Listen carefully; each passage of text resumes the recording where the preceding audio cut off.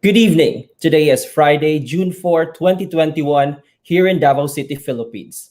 I am Ace Perez, and welcome to the Talking Heads, where we discuss current and relevant issues straight from news sources. Modified Enhanced Community Quarantine or MECQ in Davao City from June 5 to 20, offices and business establishments have to reduce its operations capacity as mandated by Department of Trade and Industry Memorandum Circular number 2119 dated May 14, 2021 and IATF Omnibus Guidelines dated May 20, 2021. Meanwhile, award-winning actor John Arcilla, who is playing the role of Renato Hipolito of the longest-running Filipino TV series FPJ's Ang Probinsyano, talks about his life as an actor in the new normal. And to shed light on the operations of business and establishments during MECQ, we will be joined later by DTI Davao City Chief of the Consumer Protection Division, Attorney Ryan Casabar. But for the meantime, let's welcome on the show the man behind the most talked about character in FPJ Ang Probinsyano, the longest running TV series in the Philippines. Walay lain, John Arcilla. Maayong gabi, Sir John, and welcome to the Talking Heads. Yes, hello, good evening, guys. Good evening to all the kapamilyas we have there in Davao. Wow, I've been in Davao. I visited Davao, I think 20 years ago. That was 1999. So hindi pa ako nakakabalik ulit. Kumusta na kaya ang Davao? Kumusta na kayo mga kapamilya sa Davao? Maraming salamat po for getting me here, Ace. No, marami ding salamat, Sir John. No? And medyo matagal-tagal ka na rin palang nakapunta sa Davao. So I hope when everything goes back to normal, makabalik ka dito and meet your fans here, mga kapamilya fans here in Davao City, and especially Mindanao.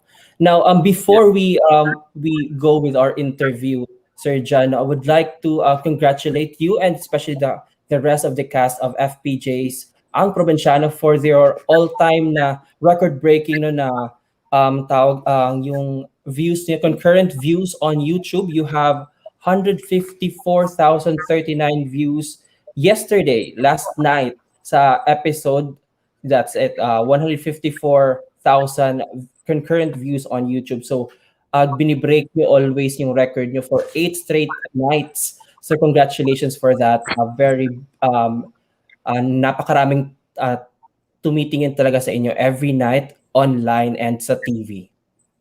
Thank you so much. Thank you mga kapamilya namin sa Davao. Marami pa po kaming pasasabugin after this week, no? We have more surprises to come. And let's talk about later more about FPJ Ang Probinsyano. But before that, Sir John, we would like to know gaano ka na po ba katagal nag-acting and ano ba yung mga favorite characters mo that you played through the years?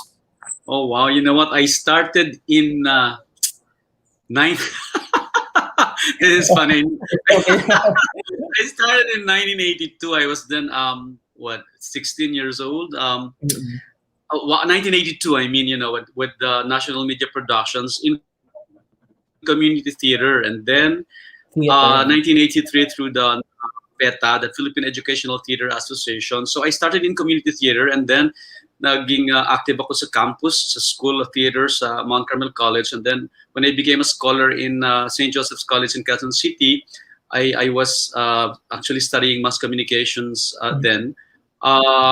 I was really very active in community theater and school theater. And after that, I became a scholar of the Actors Workshop Foundation under Loris Gillian and Johnny Delgado, and of course, Leo Martinez. So after that scholarship in 1997, I guess, 1987, oh my God, I forgot already, 87, we were launched as parang star kami ng Actors Workshop Foundation. And then actually I stopped my school for a while, no? Yung scholarship ko medyo nag-stop. And then naging active na ako sa TV, and then sa mga nag-gag artist ako sa ABS-CBN, Channel 7. But then I continued doing theater at the same time. Nung after ng theater ko ng 1991, when I guested in one of the indie films, by Raymond Red. Tuloy-tuloy na ako sa mainstream that was 1990, 1991, 93. Ang na-observe ko talaga, Sir John, na most of the magagaling na artists are started as a theater actor and actress. So it's a good foundation talaga with acting, itong theater. And can you remember, Sir John, ano yung pinaka-first na TV project nyo or TV series project nyo? Actually, I started din kasi as a TV endorser, no? Yung Coffee na Lang Dear. Actually, Coffee na Lang Dear in 1994 opened a lot of windows and doors from the mainstream. And then, I remember my first guestings were from Channel 2, yung mga Hari Iraya Manawari, yung tungkol sa mga sineskwela. And then, sa Channel 7 naman, yung mga Helen Bella show. Yan. So, yun yung mga first mga shows ko na nag-guest ako. And then, ayun, that's actually because of my commercial Coffee na Lang Dear. And then yan, tuloy-tuloy na, nag-guest ako sa Star Studio, and then sa Maalaala Mo Kaya, sa tuloy-tuloy na yun. And then, kinuha ako ng isang pelikula, yung Bulanay. And then when I got the Best Actor Award in 1996, yun, medyo may mga changes na nangyari sa aking career. Yes. And Sir John, ano yung pinaka-favorite mo na character that you played? You have on top of the mind mo. I know you already played a lot of characters since nag-start ka in 1980s. So ano yung pinaka-favorite mo? You played Heneral Luna, you played ito sa Probinsyano. Ano pa yung mga pinaka-favorite mo talaga na character? Actually, yun nga yung laging tinatanong sa akin eh. I can't remember what, because hindi ko kasi kailangan magkaroon ng favorite eh. Kasi for all the characters that I do, usually, there are a lot of parang mga good roles for parang isang common na father. So, usually lang naman yan, common na father or matapang na father, usually. So, I have to find something very interesting in every pare-parehong interesting sa akin, kailangan kita at yung or gawan ng difference yung bawat pare-parehong role. Kasi, halimbawa, pare-parehong bad father or bad boy. Pare-pareho naman yung dialogue, pare-pareho halos yung story. But I have to look for something different. I have to look for something interesting so that I can create different characters from almost the same characters being given to me. So, ganun. So, hindi ko kailangang makahanap ng isang paborito or else hindi siya magiging interesting sa akin and hindi siya magiging interesting sa audience ko. I have to find something interesting in every character that I do. And I think isa yan sa mga secrets mo, sir, no, on like in your acting career, why for your successful acting career, you always find interesting part sa mga characters that you play. Now, how was it working as an actor, especially ngayon with the pandemic, naka-lock in taping kayo? Kumusta yung mga changes and how did you respond or cope up with these changes brought about by the pandemic? Actually, I consider our actors, artists as frontliners kasi it's really hard. It's really hard. Right now, I'm just here inside my hotel room, and then I can only go out from my room to the vicinity within the hotel, and then we cannot actually go out of the hotel. We just stay in our hotel and then go to the location B, location C, location A, and then to the hotel again. We cannot actually go down from the van and then buy some food from a store or convenience store, or at least drive through from our favorite food chain and buy something. No, we cannot do that. So it's really hard. But then meron din naman mga positive, and I'm really very thankful to ABS-CBN kasi sobrang supportive nila when it comes to protocols, no? I mean, mayroon kaming swab in and swab out. Before we get into the bubble, we have to be swabbed to enter. So lahat ng negative, yun lang ang makakapag-work. Pag positive ka, you have to be quarantined. So, and then we have social distancing inside the bubble, no? I mean, kahit hindi, we are not allowed to eat together, as in not apart with each other. So it's not really very easy. It's like, it's not a party. It's really work, but at the same time, may mga protocol. Sabi ko nga, doing this kind of work without the pandemic is fun, because you can go out, you can just enjoy your hotel and then go out anytime you want during your break time. But this pandemic is really different. Another thing that we discovered is na sana magtuloy-tuloy. Somehow, we standardized the taping for only 12 hours, no?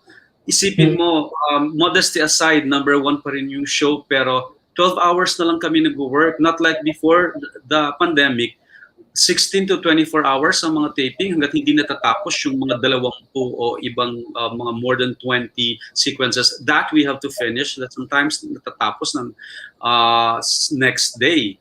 And sana sabi ko nga magtuloy-tuloy yan, and then because we have discovered that it works naman pala, sana all the people, the producers, the actors, the executive producers, and all the production people should realize that we can actually do it. It doesn't matter pala, hindi naman pala kailangan na sobrang magdamagan at mapagod ang lahat para makagawa ng isang magandang show. And then we have proven that, and sana magstay yung ganung standard. But it's really hard. Sobrang mahirap. Hindi ka umuuwi ng 3 linggo, 1 buwan, and you cannot really just go out from your hotel. It's hard. It's really hard. And the good thing is that being a frontliner, you know that you can actually give something to your audience.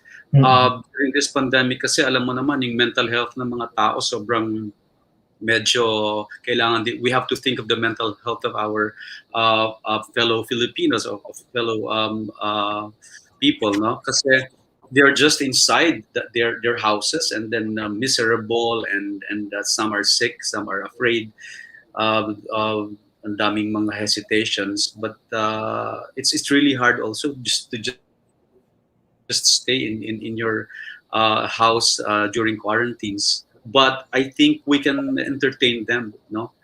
We can give them some entertainment and somehow lessons, mga sa stories namin that reflects how to deal with their lives. So I think yun yung sigurong parang ano na lang, blessing in disguise na fulfillment na nararamdaman mo as an actor. Kaya inspired, that's why you're still inspired doing this despite this things, this sadness or this kind of crisis that is actually happening. Yes, so indeed, napakarami talagang sacrifices. Meron ding mga pros and cons, mga advantage and disadvantages yung setup natin with a pandemic ngayon. But we salute all the artists na patuloy na nagbibigay ng mga entertainment, no, and quality content to every Filipinos here and abroad para malabanan yung kanilang mga like mental health problems, mental health issue. Kasi iba talaga yung nabibigay ng entertainment to their mentality and to their overall health. So thank you so much for that, sir. Now, ito, I believe ito yung hinihintay na ng ating mga viewers to let's discuss about ang Probinsyano, FPJ's ang Probinsyano. So you played here the role of Renato Hipolito. So maraming naiinis sa iyo, sir, kasi always mo daw always mong kinakalaban si Cardo. So can you share more about your character? How did you prepare for this? How was it playing Renato? Well, actually, before when we started, no, during the story conference and during some also like briefing, no, I was asked to like play the way I play it in Heneral Luna with no mustache.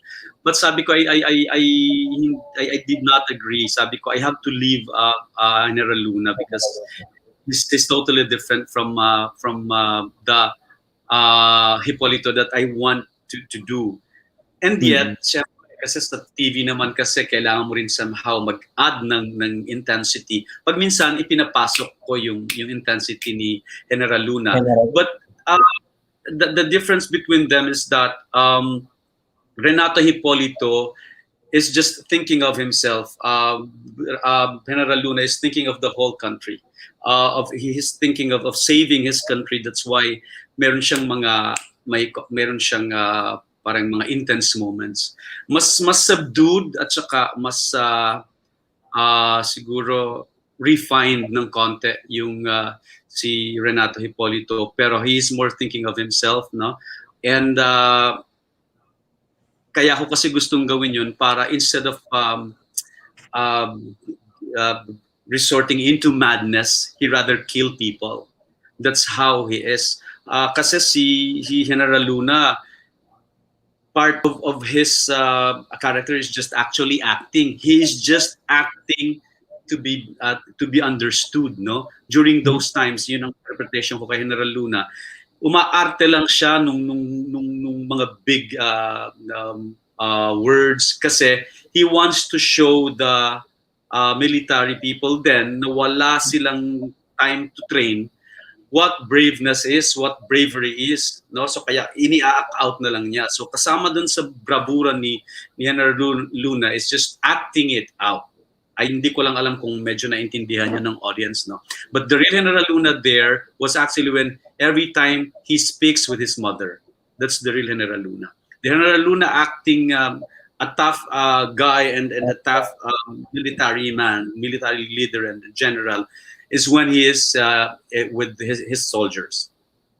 Renato Hipolito is rather like subdued and restrained, and rather kill people than to get outrage. But somehow, sabi ko nga, for some technicalities, audiences our audience in television still are expecting from any character some volatile moments. So minsan ipinipitik ko yung intensity ni Heneral Luna. But Hipolito will rather kill people than to speak. So yun siguro yung pagiging dangerous niya. Gusto ko siyang makita ng tao na mas simple lang siya, mas subdued, pero kahit sino papatayin niya. Even Jacob, he can actually opt to kill kung mahal niya na si Jacob si Hipolito bilang isang pamilya kasi parang kinonsider niya ng anak. Pero parang mafia yan na he will kill anyone, no? Just for his own ambition. Pag talagang kumaliwa sa kanya. I think ganun yung character ni Renato Hipolito. Yeah. And nakakatakot. Yeah. But I have to make it simple for me as an actor para hindi ako ma-complicate din dun sa pag-transform ko as Renato Hipolito. Tinatanong ng ating mga viewers, Sir John, kung nabilang na ba daw ni Renato yung mga napatay niya throughout ng show. But we saw on your Instagram account na you post mga responses mo and mga screenshots of your followers responding sa character ni Renato. So can you share what's the story behind? Bakit mo naisipan na mag-post ka and respond to your followers na meron sila mga mensaheng ipinaparating kay Renato as a character? Before that happened, kasi there was this a basher who was actually parang had this comment about me, parang dreaming to be the president of the Philippines, and parang marami siyang mga sinabing mga pangit na words about me. And then sabi ko parang this is so unbecoming because they have to know what is a teleserye and what is real life. Kasi if you cannot actually differentiate that, it's kind of sad. Sabi nga sa akin ng ibang tao kasi, Janet, that only means you're doing your job well. Pero alam mo, honestly speaking, Ace, hindi ako kasi doon nai-impress eh. Mas nadi-disappoint ako sa tao pag ganon. Kasi that means, that is one of the reasons kung bakit ang mga tao sa mundo, sa mga world citizens, ay nandito pa rin sa ganitong klaseng backward na pag-iisip if we cannot actually differentiate a real from unreal, no? So we have to transcend from being like that as people. So para sa akin, ang nai-impress ako yung, Sir John, pa-picture naman, tapos nakasmile. Alam mo, Sir John, galit na galit ako sa'yo, galit na galit ako sa iyong character. That's very intelligent. And people are like that. That means nag-progress ang audience natin. So kaya hindi ako nai-impress dun sa ganung sasabihin na that means no ang para sa akin, ang isang nanonood alam niyang i-differentiate yung dalawa. Pag hindi, parang hindi ko alam kung paano ko siya i-address or i-deal with. So kaya nung may nag-post na gano'n, na parang nag-comment against me, na may pangarap ako mag-presidente, ipinost ko na lang, and then I make a little fun out of it, para lang ma-address yung sitwasyon na dapat po nating, we have to know what's the difference between a teleserye and real life. And then from then on, may mga nag-comment na sa akin ng mga positive naman, no, na parang mas marami actually positive eh. But somehow kahit nagagalit sila sa akin, very parang alam mo yung hindi antagonistic. So natuwa ako dun sa nag-comment sa aking John Arcilla account, no, official sa FB, na parang nagpaalam pa siya sa akin in a polite way. Nasabi niyo, wag niyo na po naman na habulin sila, Cardo, pagod na sila. And then inisa-isa niya lang ng characters na papagod. So nakakatuwa lang, and we make fun out of our banters. So for me that is very intelligent and entertaining. So natuwa ako, kaya ganun. So sunod-sunod na. So nagbibiruan na kami ng mga audience, nagbibiruan na kami ng mismong mga followers ko. So ang nakakatuwa doon, entertaining at the same time, we all know that we're just being entertained. They love ang Probinsyano. They hate me as Hipolito, but they still make fun of me as John Arcilla. Parang gano'n. So sobrang nakakatuwa, and somehow I think para sa akin yun yung masaya. No? Yes, and I find it funny yung you explain some of these scenes, 'di ba? Kasi maraming nagtatanong bakit daw hindi kayo nauubusan ng bala, yung mga ganun na mga tanong, and then you respond to them, and then you explain bakit ganun, kasi may mga kasamahan ka pang always, 'di ba, na nag to the rescue sa iyo, or bibigyan ng supply sa mga ganun na mga instances. Yeah. So it's good na meron. I'm trying to make them think of reasons how. I mean, that sometimes we don't even need to show it on screen, and then they can just use of their imagination why. Or sometimes naman, if they think that it's very technical or it's just palusot, I mean, you just make fun out of it kasi naman it's teleserye. I mean, yung part na believable at nakakatuwa, let's concentrate na lang there, kasi alam naman natin na hindi naman totoo yung ganung klaseng barilan na parang gera na, because it's teleserye. But it's so entertaining to watch, especially if it's being done by the hero that you love most, and then against this evil. So ang saya. Siguro kung yung kwento ay true to life story, medyo magko-question ka ng konti, pero pag alam mo naman na entertainment lang, so parang sometimes you help yourself how you accept things that you see on screen. Pero maganda rin kasi ibig sabihin people are now thinking. Yes. And then we make fun of some things that we see.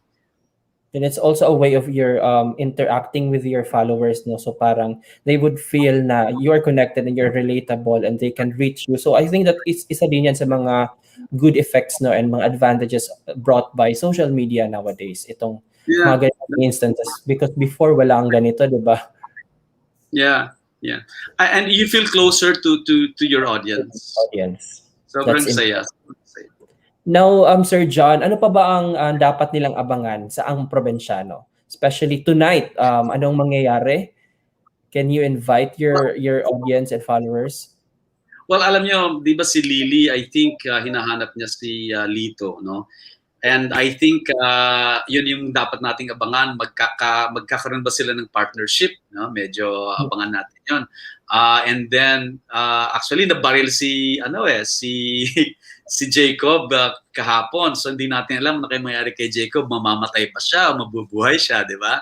So, let's see. Yun yung mga dapat nating bantayan. And then, sila Cardo Dalisay, umuwi silang sugatan. Hindi nila alam kung saan sila pupunta. Saan kaya sila makakahanap ng bagong refuge, no? Ng bagong tutulong sa kanila. So, yun yung mga tatlong dapat nating abangan at bantayan.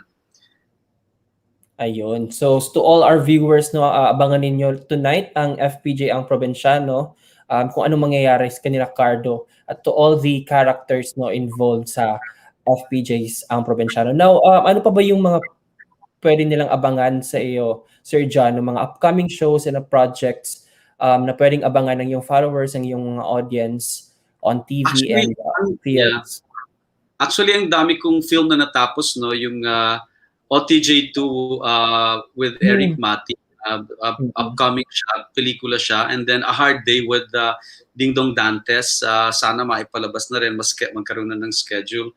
And then yung Big Night, kasama ko si Christian Bables kay Jun Lana. So tatlong pelikula to, isang comedy, isang action, at saka isang family action drama na thriller.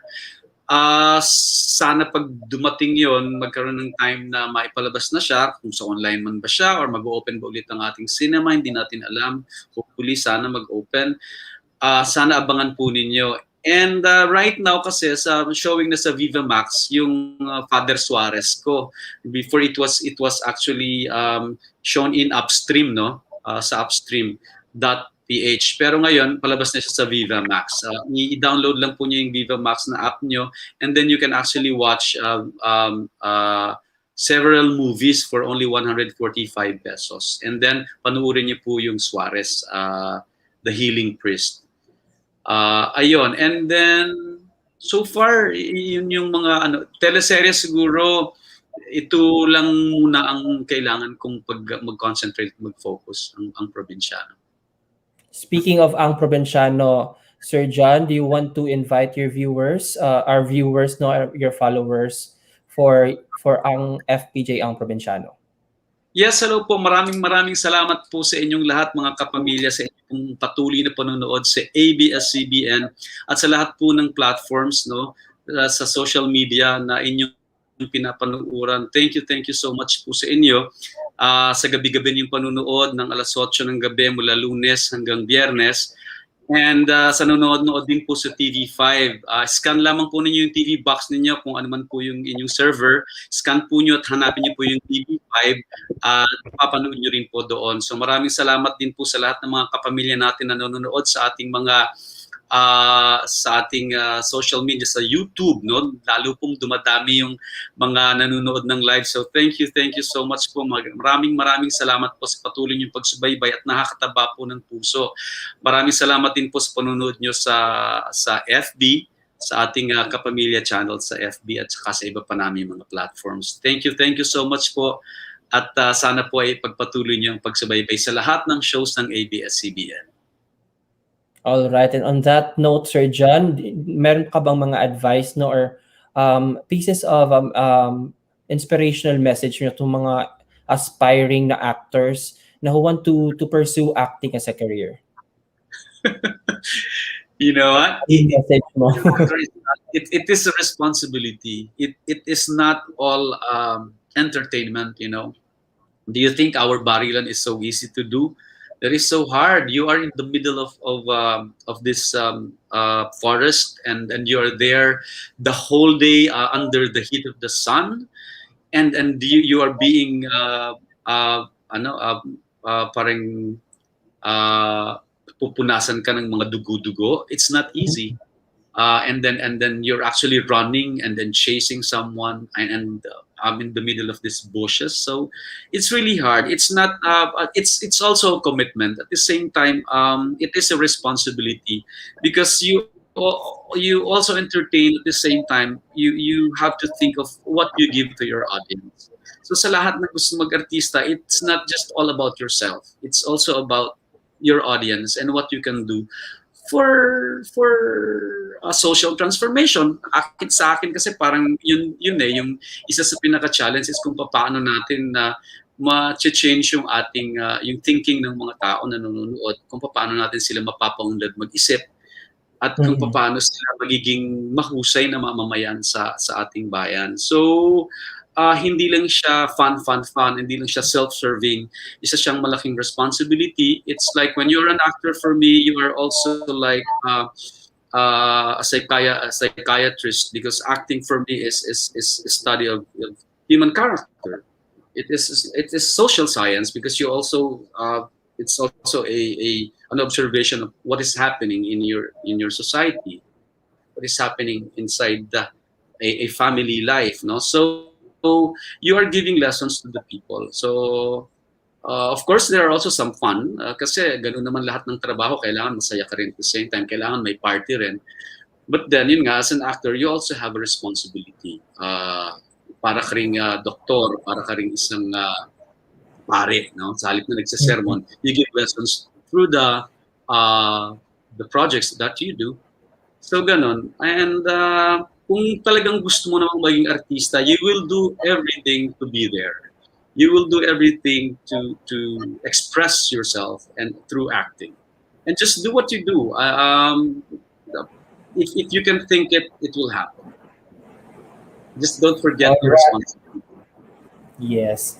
Thank you so much. Thank you for joining us tonight, Sir John Arcilla. Naging salamat, and hope to see you more on other projects.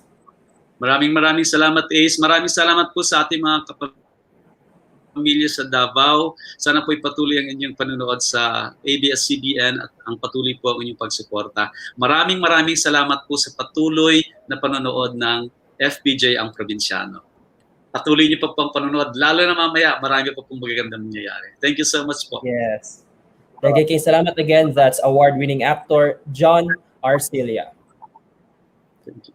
Now, as promised earlier, we will be joined tonight by DTI Davao City,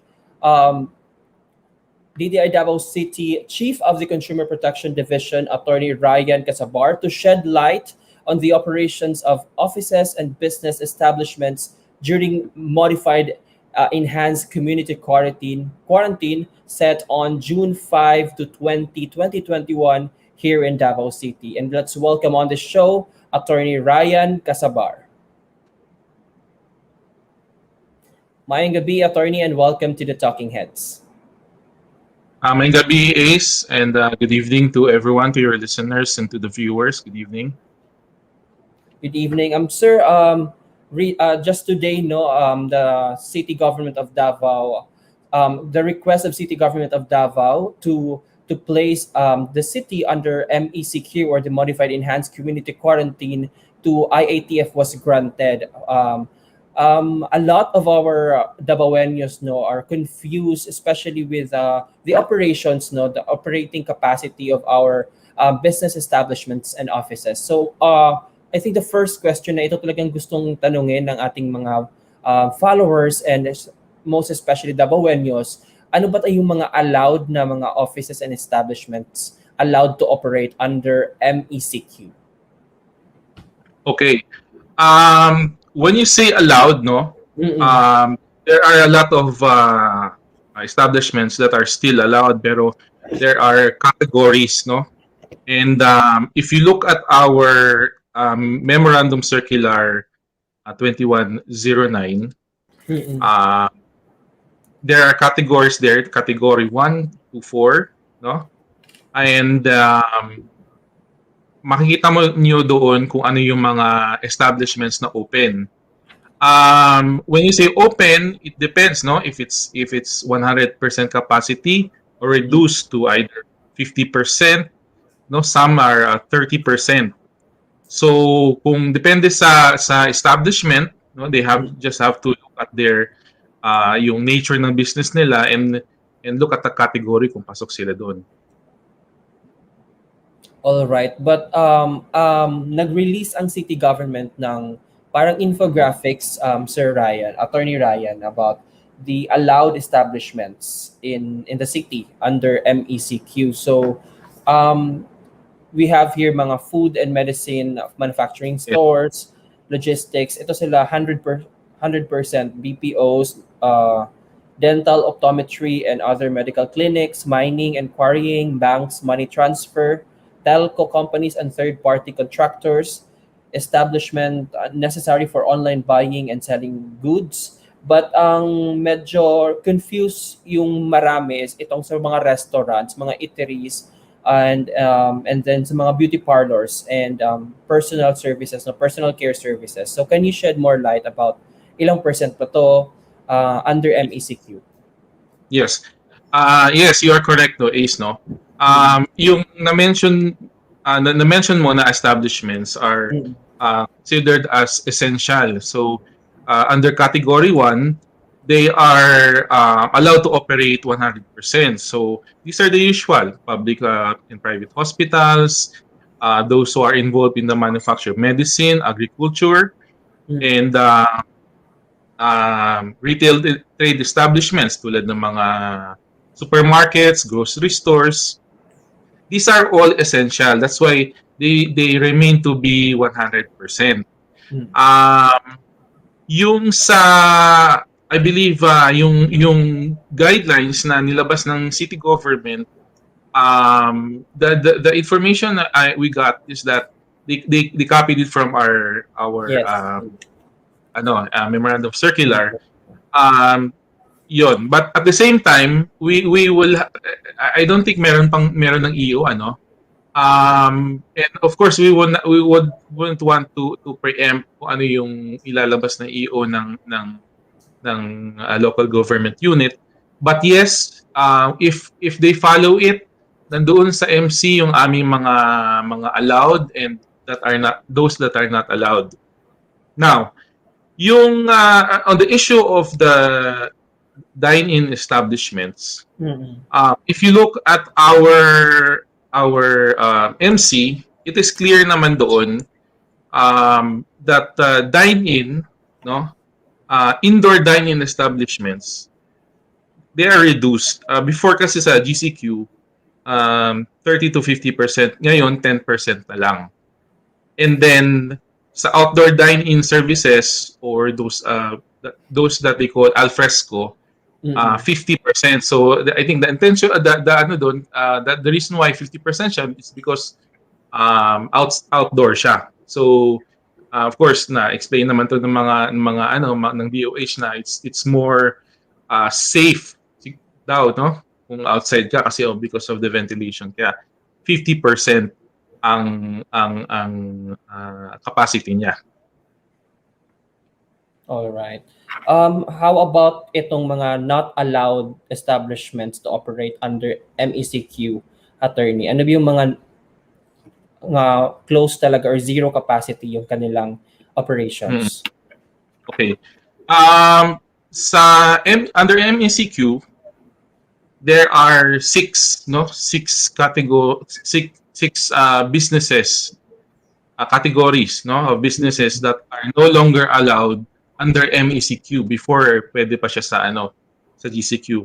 Now these are the following, no, those venues, no, or courts or indoor non-contact sports, no, fitness studios, gyms, indoor leisure centers, no, swimming pools. That's the first. Second would be indoor visitor or tourist attractions, so libraries, museums, and cultural shows and exhibits. Third would be outdoor tourist attractions. Fourth, venues for meetings, incentives, conferences, and exhibitions. So they call it MICE. Nice. Yes, and then limited social events at accredited establishments of the DOT, and these are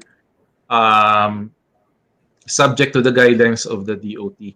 And lastly, no, I think ito medyo may confusion, no, other personal care services. No, naka-enumerate naman doon Those include makeup salons, medical aesthetic clinics, cosmetic or derma clinics, reflexology, etc. Kasama din doon yung mga tanning services, body piercing, and similar services. Those are not allowed. No? Apart from that, of course, those prohibited before, hindi pa rin allowed. Of course, so contact sports, no?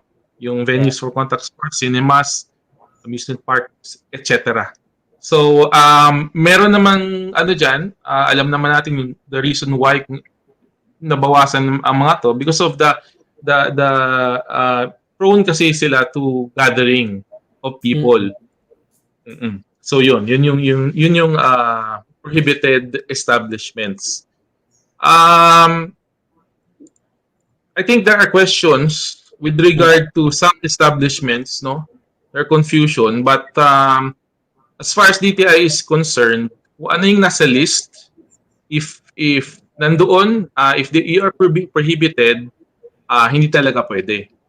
And then, of course, there are services na sasabihin nila, paano kung we have this type of, pwede pala, like, kunwari yung sa salon, beauty salon, and then meron din kaming services na hindi pala allowed. So how can we recognize that? How can we operate? Now, sa mga ganong establishments, no? Of course, if your services, those services that are not allowed, hindi nyo pwedeng gawin. You cannot cater to customers. Kung ano yung allowed, the services, yun lang yung pwede nyong i-offer sa public. All right, so that's very clear now, Sir Attorney Ryan, no. And I think ang difference talaga with the GCQ and MECQ is yung capacity, no, yung operating capacity ng ating business establishments. And there's also confusion between itong seating capacity and operating capacity. So can you shed light more on this mga terms, no, na nababasa natin sa mga memorandum circular, sa mga guidelines ng IATF. So ano ba yung difference nila, and like sa dining, ano ba yung operating capacity and then yung seating capacity? Yes, okay. We understand the confusion, no? Kasi if you look at the definition of on-site or operating capacity sa IATF guidelines, no, it refers mainly to the number of employees or workers who can be permitted, no, or allowed to be physically present at their designated workplaces, no. So yun malinaw yun. Now, if you read the recent guidelines or the memo circulars, naka-indicate talaga doon na the capacity refers to the seating capacity, no, or venue capacity. For example, yung restaurants, no, dining services, the percentage also refers to the number or the percentage of customers na pwedeng pumasok or pwedeng cater. Personal care services limited din, andun based doon sa MC. Actually, no, they are the same. So kung lessened yung or reduced ang operating capacity nyo, reduced of course ang number of seating capacity, because if you look at the intent, what is really the intent of the circulars? What is the intent? The intent talaga is to reduce the number of people gathering or going to establishments.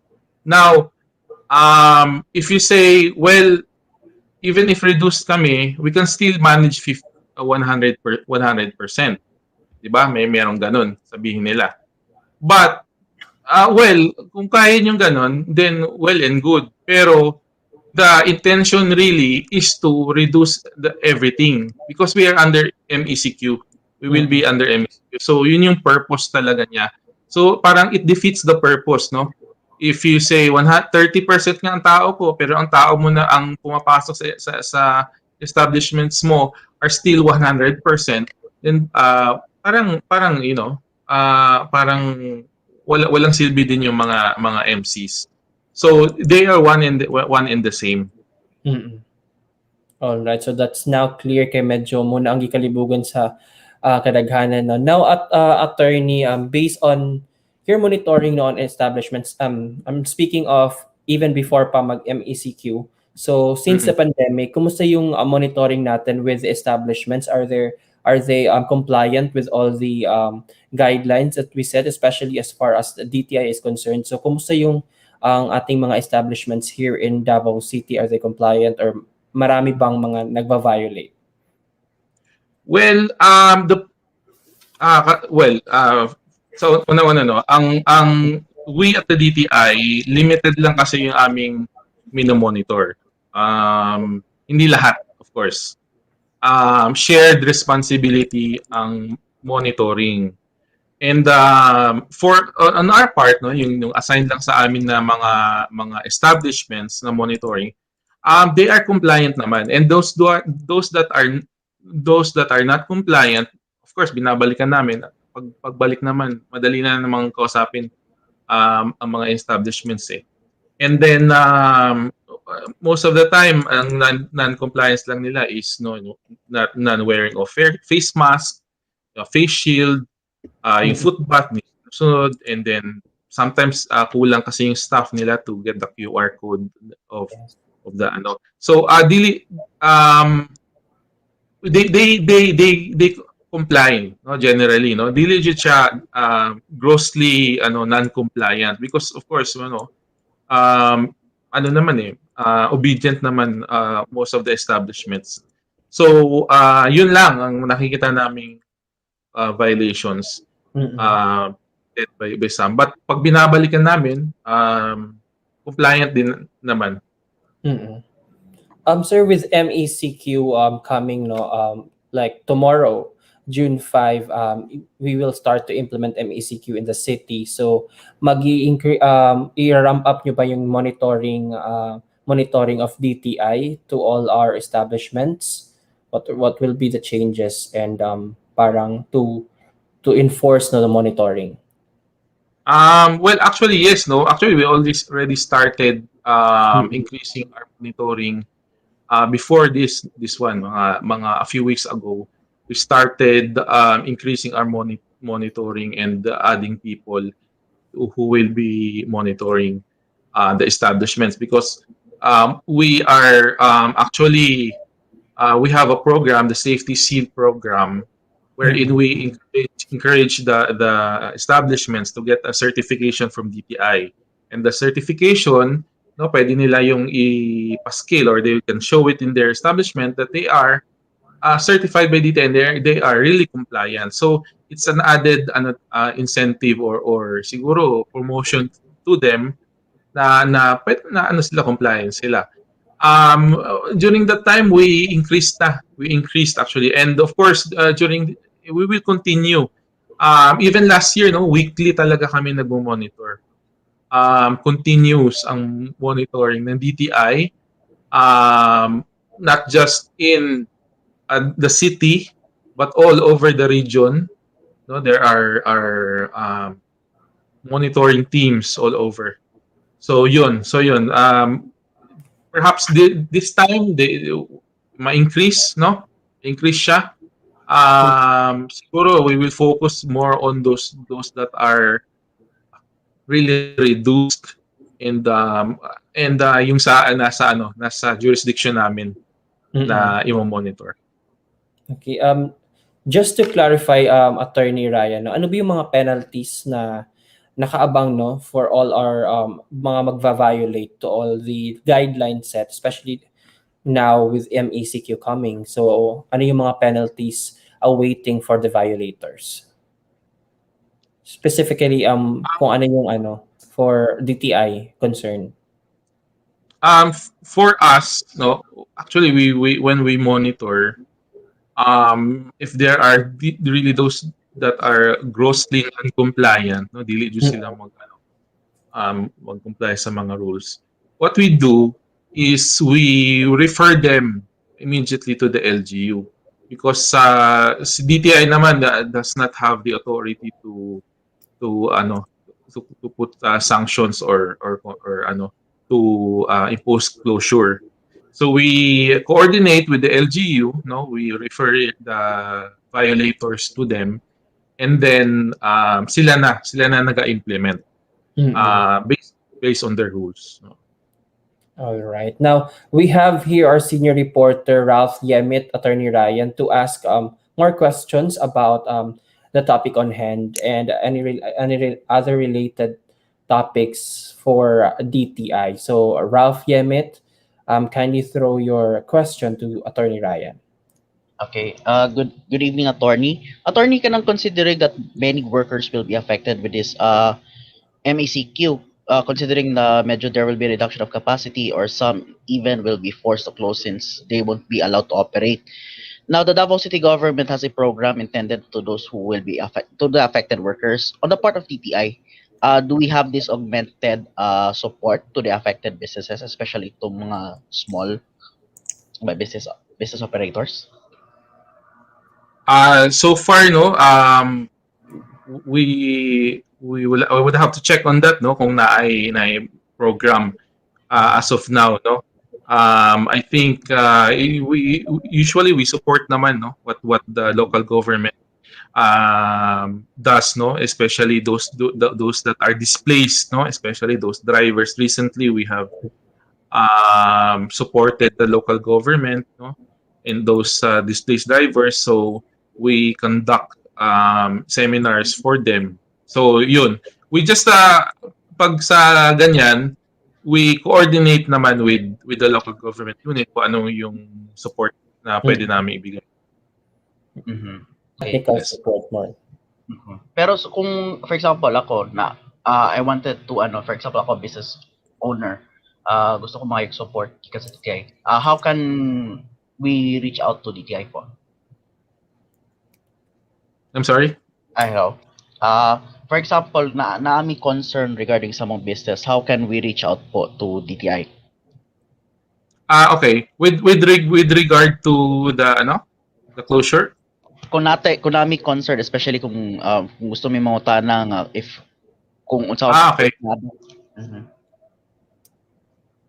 With regard to that, they can always call our office, no?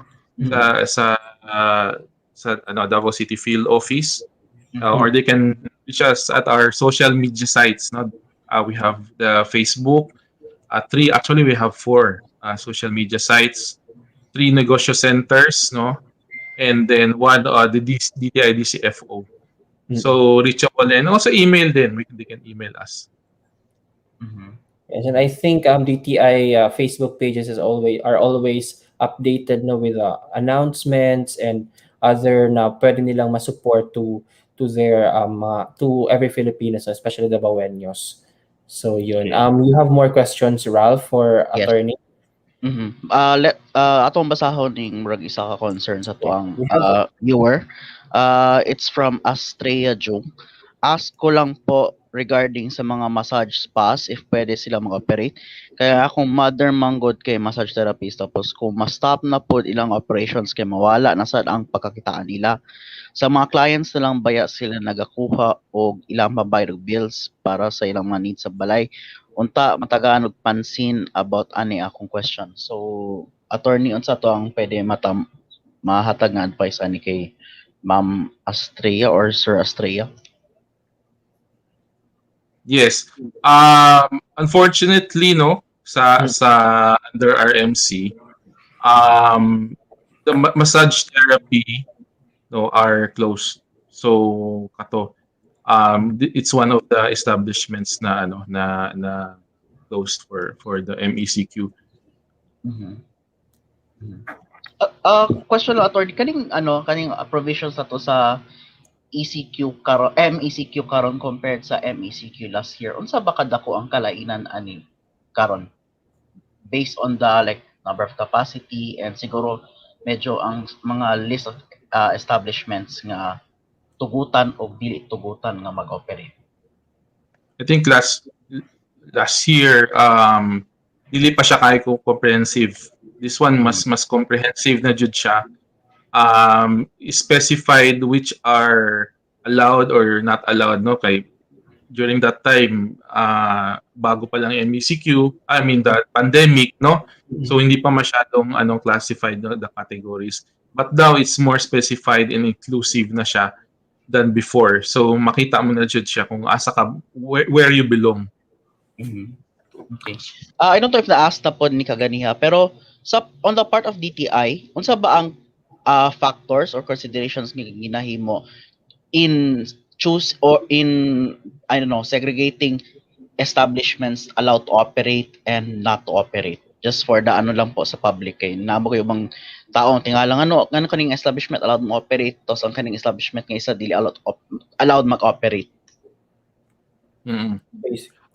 Siguro one of the considerations, if you look at the categories, no, sa category number 1, of course, it's clear that these are essential. So dili yun sila pwede magsarado.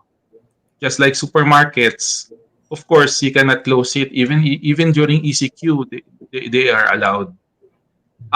One of the factors, of course, no, is one of the factors, no, is it essential or not.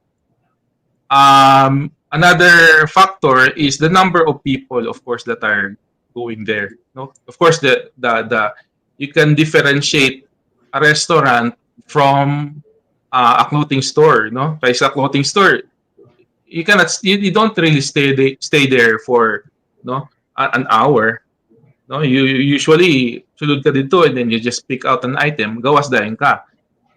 Whereas in a restaurant, you stay there for at least 30 minutes. So that's one of the factors na increased ang lowered jud ang ilahang capacity.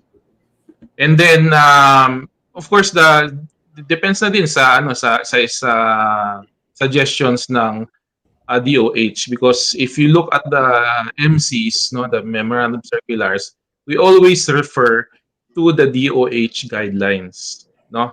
So it's not just to be the DTI, no, lang na sila, tanawon lang nila kung depende ba na sa or there is their favoritism. No, it really depends on the recommendations of the DOH. So yun, it's more of, the effect on the effect on our health, so with regard to COVID. Okay. Last question for my end, attorney. Since more than a year since nag-pandemic ta, do we have at least like figures ba kung pila ka establishments ato ang mga, I don't know, natagaan og kanang notice for violation, or medyo na-obserbahan nato nga wala gyud sila nagapatuman sa health protocols, kay recently based sa contact tracing history, kasagaran sa mga na cases of transmission or naa sa mga establishments, and naay mga kaso nga sa restaurants, sa restaurants mismo na itabo ng transmission. Do we have like the figures or even like the reports on this matter?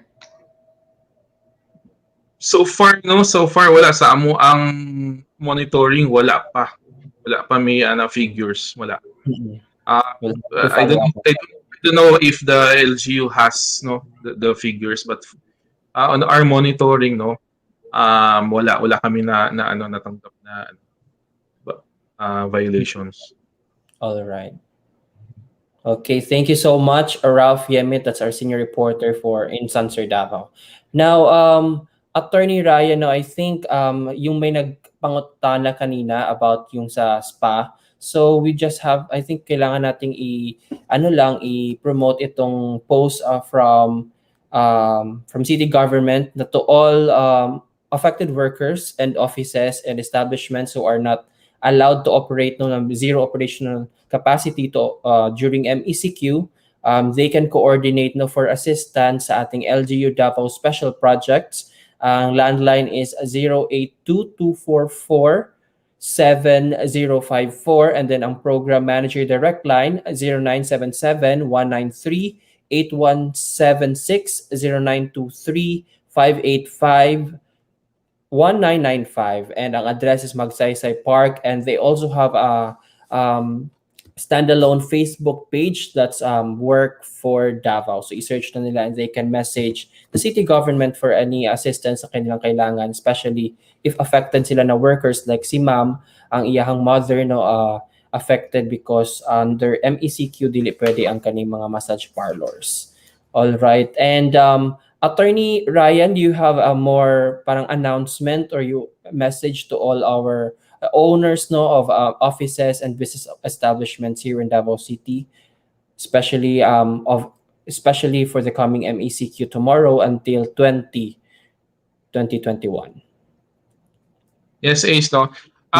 Well, no, the fight against COVID-19, no, it's everyone's responsibility, no, and it's not just on the government, but the public is always our partner, no. So let's work together, no, to lessen the transmission, no, and we understand the effect. No? The DTI understands the effect of the closures, but the government is always there to support, especially no LGU na sila program, no, and we look to the establishments, no, we look at the overall purpose of the no restrictions, no, and we encourage the not just the establishments but also everyone no, to follow the directives of the LGUs, no, not just on the capacities, no, but also the minimum public health standards and protocol,